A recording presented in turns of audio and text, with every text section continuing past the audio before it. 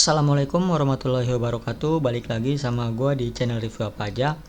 Kali ini gue mau membandingkan dua buah kamera prosumer versus prosumer sesuai dengan request. Ada yang minta bikinin untuk dia memilih antara DSC HX350 versus SX50HS. Nah, keduanya ini dari merek yang berbeda ya. Yang satu dari Sony, yang satu lagi dari Canon. Langsung aja kita simak ke antara mukanya. Antara muka ini gua dapet dari situs cameradecision.com dan ini menggambarkan dari perbandingan sebenarnya atau aktualnya dari ukuran kedua kamera ini. Jadi kalau yang Sony ini lebih besar ya memang ukuran sebenarnya seperti ini kayak gitu kan. Mulai dari Sony dulu ya. Sony itu memiliki lebar 130 mili atau 13 cm. Kemudian tingginya 93 mili. Kalau Canon ini 123 mili lebarnya dan tingginya hanya 87 mili. Yang bikin perbedaan selanjutnya yaitu dari bobotnya. Bobotnya itu kalau Sony DSC HX350 ini 652 gram. Kemudian kalau Canon SX50HS ini 592 gram. Keduanya memiliki bobot lebih dari setengah kilo. Jadi ya untuk vlog lumayan bikin tangan pegel ya kalau dipegang tangan satu. Tapi kalau dipegang tangan dua ya nggak terlalu pegel sih. Tapi kalau sejam 2 jam megangin terus ya pegel. Untuk tampilannya seperti ini ya dari yang Sony DSC HX350. Bagian depan sini ada lensa dari merek Carl Zeiss. Nah, ini lensanya udah cukup bagus. Menurut gue sih udah bagus banget ya lensa dari Carl Zeiss ini.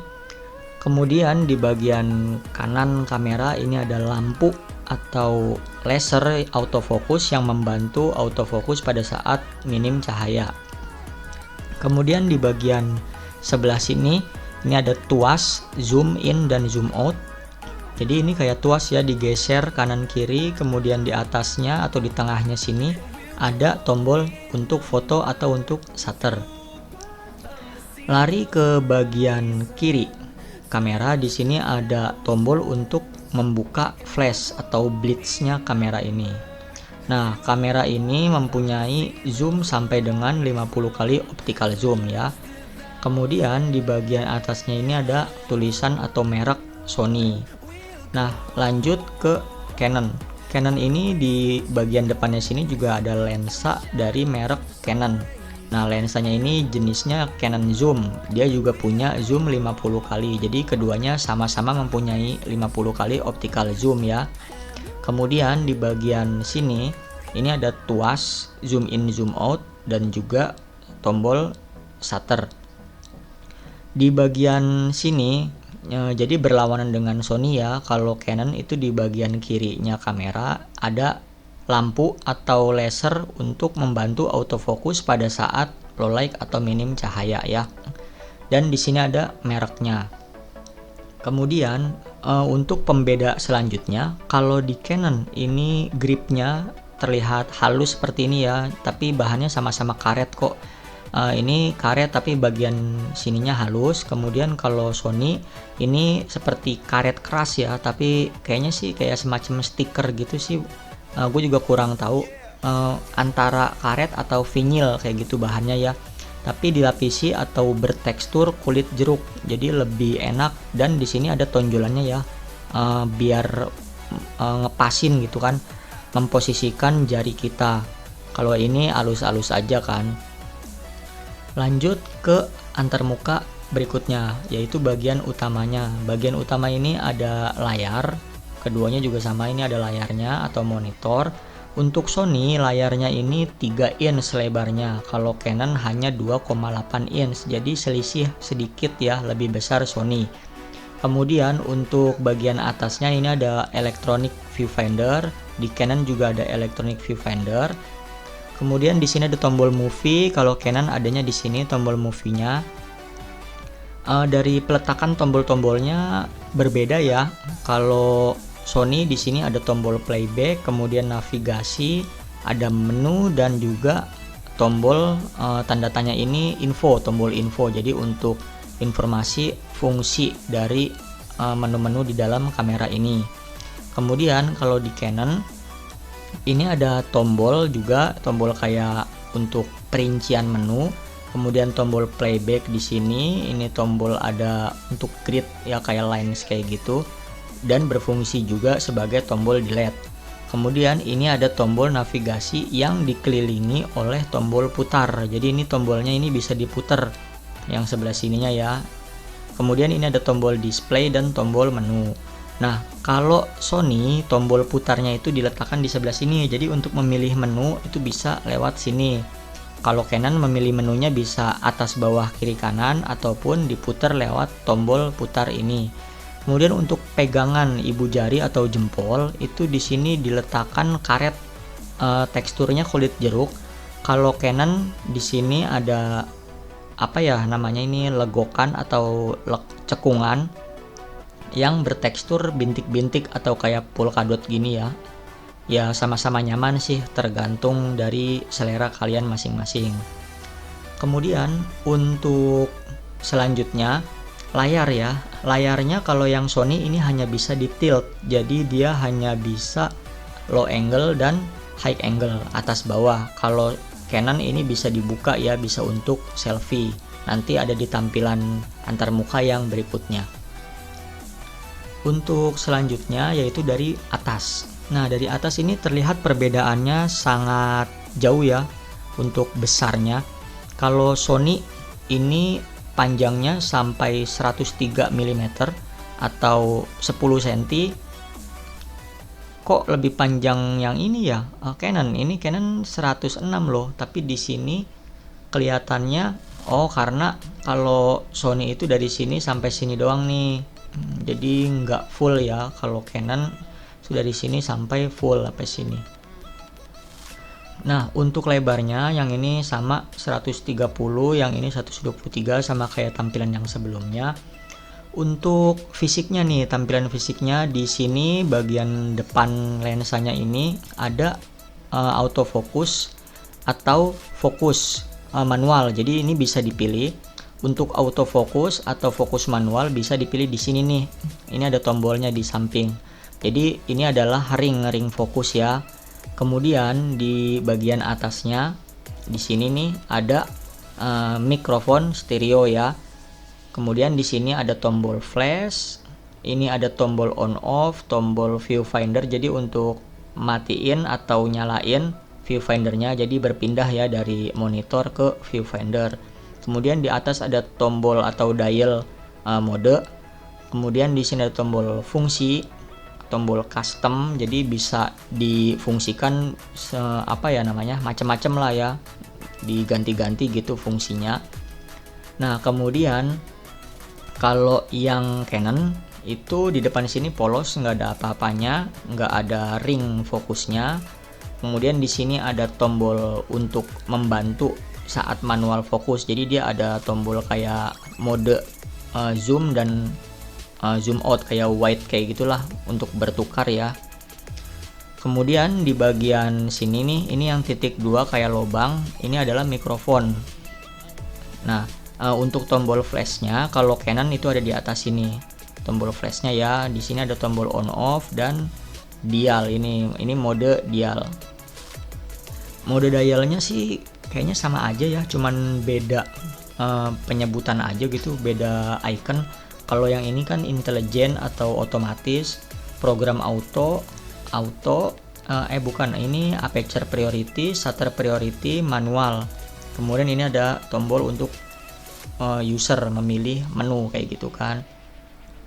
Sini juga sama, ini ada auto, program, ini aperture priority, yang AV ya. Kalau yang TV ini shutter priority. Kemudian ada tombol untuk manual. Nah, ini juga sama nih, ini 1 sama 2.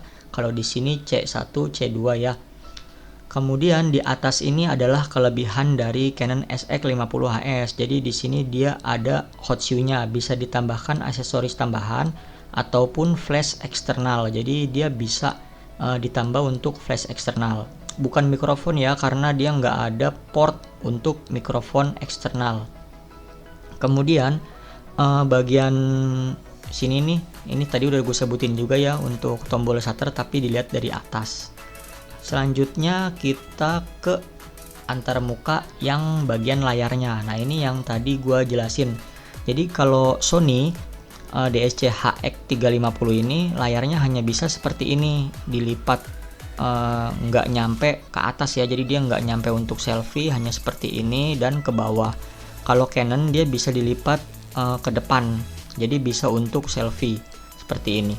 Tapi ada kekurangannya, kalau yang Sony ini dia model monitor seperti ini tuh lebih awet dibandingkan dengan monitor yang seperti ini, karena terkadang kelalaian kita ya atau kecerobohan kita, monitor seperti ini engselnya biasanya cepat rusak. Jadi kalau engselnya rusak, monitornya ini akan terganggu kayak gitu kan. Kadang kalau diputer gambarnya suka kebalik-balik kayak gitulah ya. Beda dengan yang seperti ini, karena ini dia ada pelindungnya lagi di dalam. Kalau yang kayak gini kadang kesenggol atau kita ceroboh, itu rentan lah ya, rentan untuk rusak.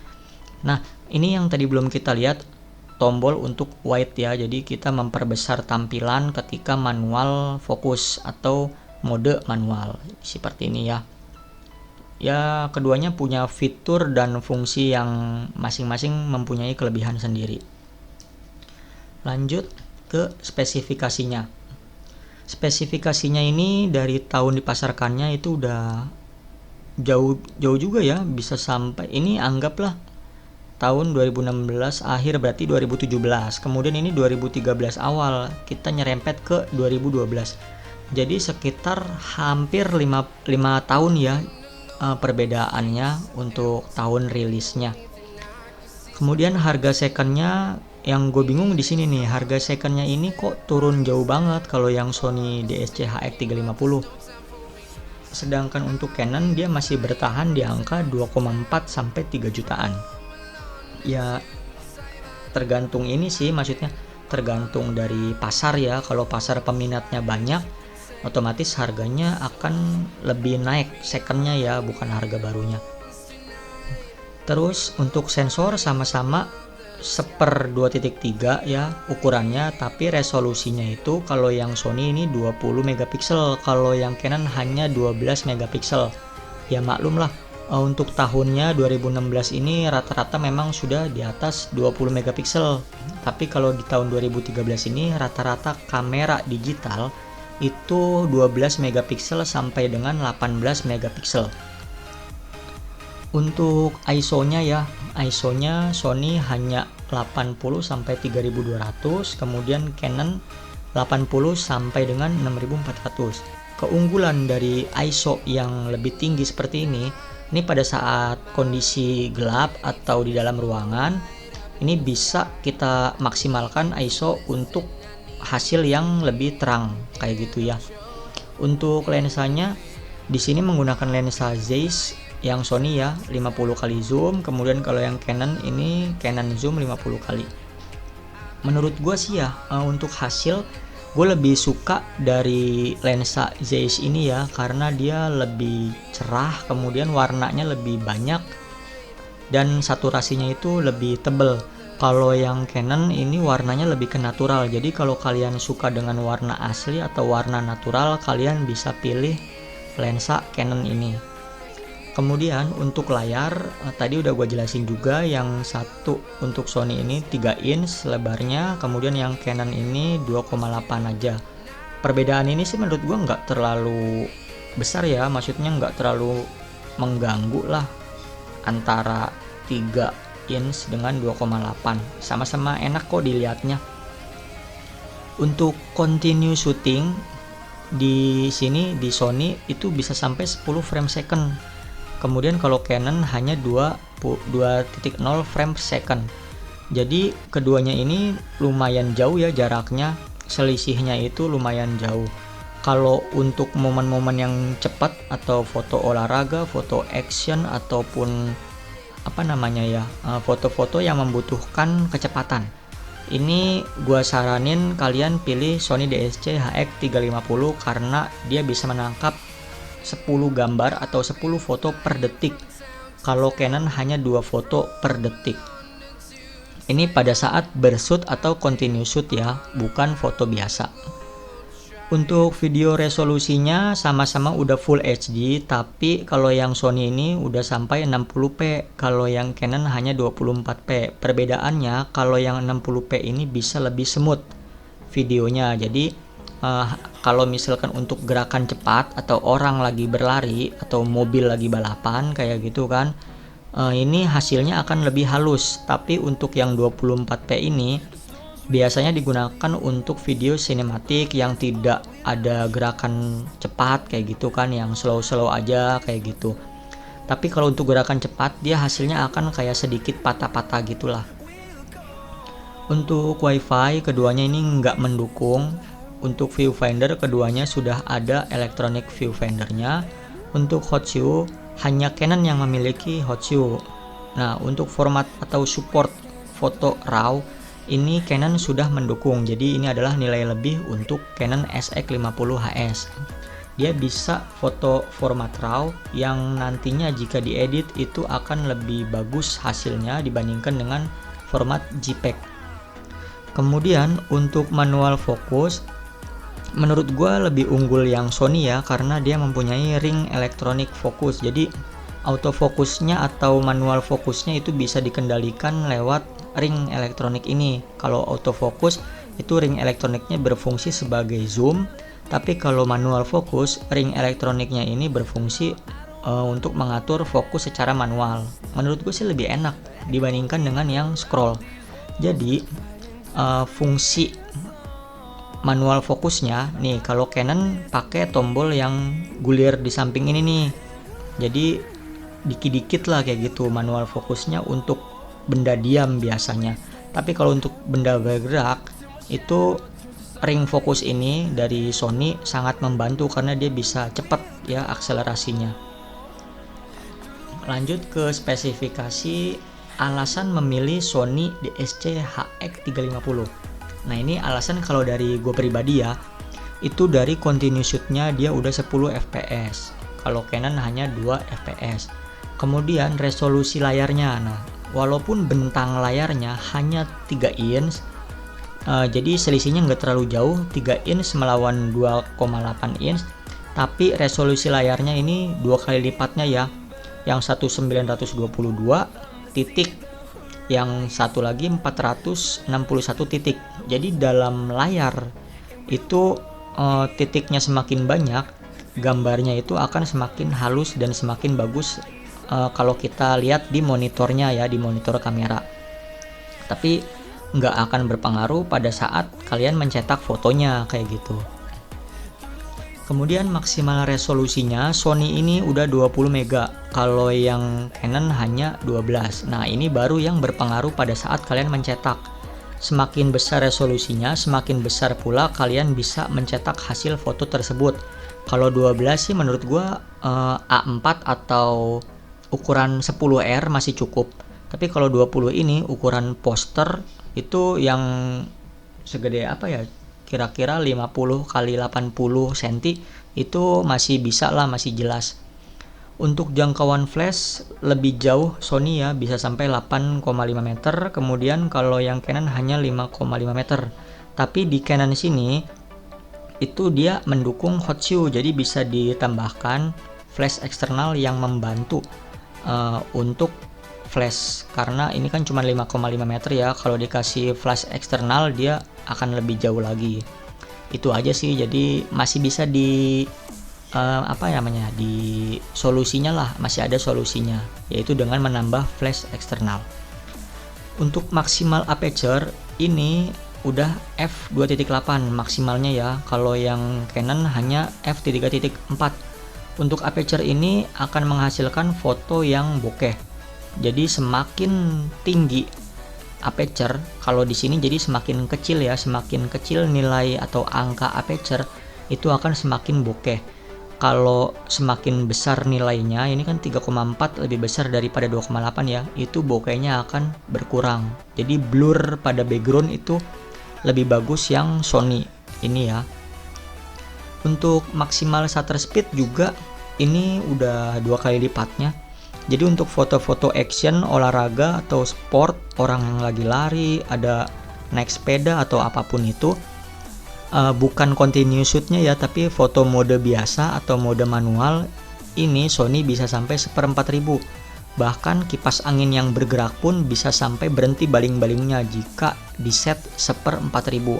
Tapi untuk Canon 1/2000, kalau menurut gue sih baling-baling kipas masih bisa berhenti ya. Tapi kalau misalkan mobil balap ataupun apa yang bergerak lebih cepat daripada kipas angin kayak gitu, kadang masih blur kayak gitu kan. Mungkin kipas angin yang kencang ya, yang kayak di hajatan-hajatan kayak gitu, dia kan lebih kencang ya putarannya. Ini akan tetap blur 1/2000 ini. Nah, untuk selanjutnya, alasan memilih Canon SX50HS. Untuk external flash shoe yang tadi tuh yang hot shoe-nya itu, jadi dia bisa ditambahkan external flash, bisa ditambahkan aksesoris seperti lampu atau apapun itu dipasang di hot shoe-nya. Tapi kalau Sony ini nggak ada. Untuk RAW juga dia mempunyai keunggulan ya, jadi bisa hasil fotonya itu kita edit lebih berwarna, lebih bagus lah dibandingkan dengan format JPEG. Kemudian maksimal ISO-nya, nah ini untuk kondisi gelap dia bisa menghasilkan foto yang lebih terang kalau ISO-nya ini dimaksimalkan sampai dengan 6400. Untuk bobot juga lebih ringan walaupun sedikit ya, tapi kalau misalkan kalian setengah jam aja megang, pasti ya ada perbedaan lah.